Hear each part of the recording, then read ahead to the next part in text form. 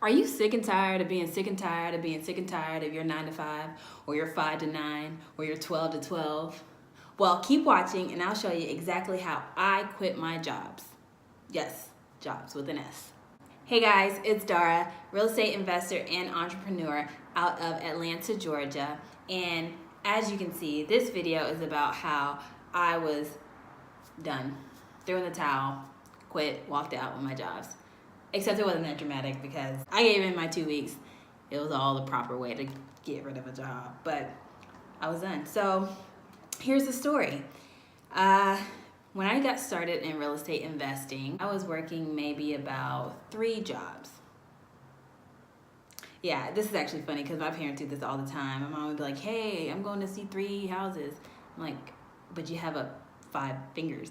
But the reason I have 5 fingers is because it was more or less 5 different jobs, if you want to include the independent contracting work that I was doing. So at any given time, at one time for about 2 years or so, I was working at a restaurant, I was working at a gym, I was a private tutor, I was a soccer referee, and a brand new real estate investor and entrepreneur. Yeah, so the restaurant and the gym were my main bread and butter. They were my most hours worked a week, although they were part-time gigs. And then the other ones were independent contracting, and then obviously getting into real estate with me trying to be my own boss. Yeah, so let's get right into it and how I slowly but surely just shed off the dead weight of all those jobs. Now, not to knock anybody who had the job, anybody who works hard 9 to 5, 5 to 9, which is why I said that, because working at the restaurant, we were there late. It was a bar and grill. And I'm not knocking those jobs at all. And I truly, truly believe that everybody should work in a customer service position at least once in their life, especially at a restaurant. It changed my whole entire perspective on a lot of things. So yes, not knocking it, it just was not for me. And I'll never go back. I'm not ever going back. But so I got started in real estate investing. I went to a seminar which led me to a RIA group, which landed me my mentor who I found. And so my mentor would have, I think, weekly or pretty frequent coaching calls. And that would be on his time. He was very busy and it was on his time. So hey, Mondays at 11 or Mondays at 10, whatever time it was, hey, you got to call in to this number. Whatever questions you have, let's go, let's smash it. Let's get these questions answered. So I will never forget, I was working at the restaurant, and thankfully I wasn't a server or a cook, I was a hostess.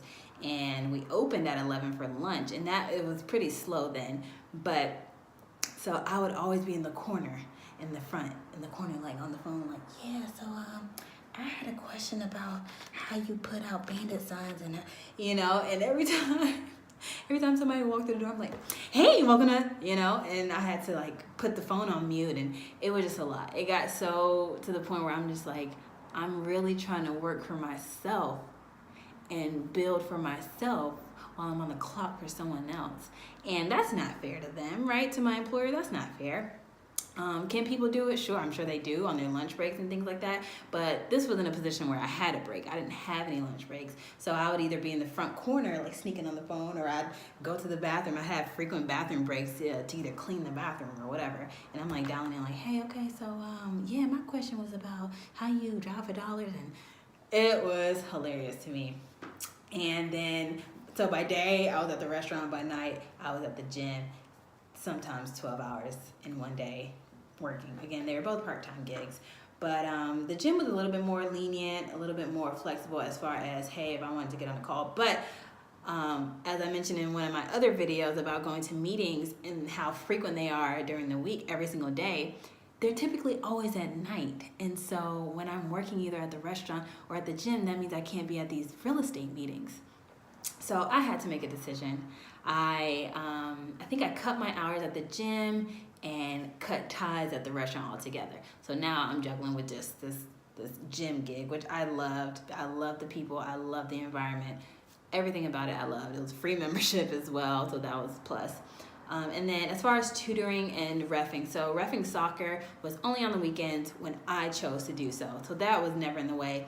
Although real estate, a lot of stuff happens on the weekends for real estate. But again, I could schedule that whenever I wanted to ref a game or not. And that's such a fun job that I'm till this day still doing that. Tutoring wasn't strenuous at all either. That was when I chose to do so as well. And I did love seeing the progression in the little kiddies that I was helping learn to read or do math or learn science. So that was fun too, but it had to go.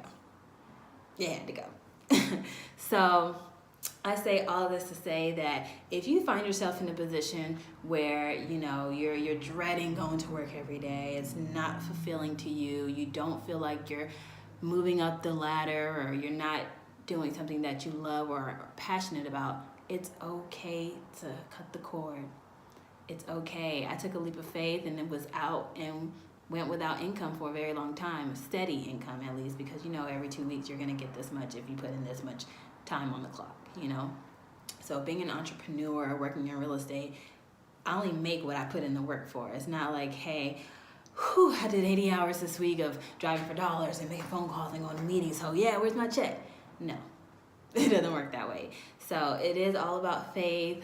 It is great to have a plan before you leave, although when I left, I didn't have a plan of, hey, I do, looking back, wish that, and I advise you all, moving forward, if you do decide to take that leap, that you need a plan. You need to save up while you are making that guaranteed income, save it, and then strategically invest it into whatever business, maybe not a real estate business, whatever business you want to do on your own, whether you want to be a salon owner or a cleaning person and have your own cleaning company, you know, whatever it is that you want to say, hey, I'm working for myself now.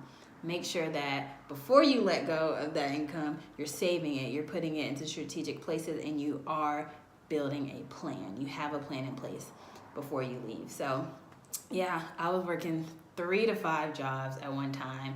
Then I was, quote, jobless. I was broke. I was hustling out, beating the streets, in meeting, you know. So now once I could breathe, and I'd had time, and I didn't have to sneak, and I didn't have to, hey, can I go to the bathroom? Or hey, can I, whatever, you know, I'm on my own clock and I make my own schedule and I can be at that meeting. Oh, you need me to go see a house right now? Oh, I can be there. Oh, you need me to go meet the seller and get this property under contract?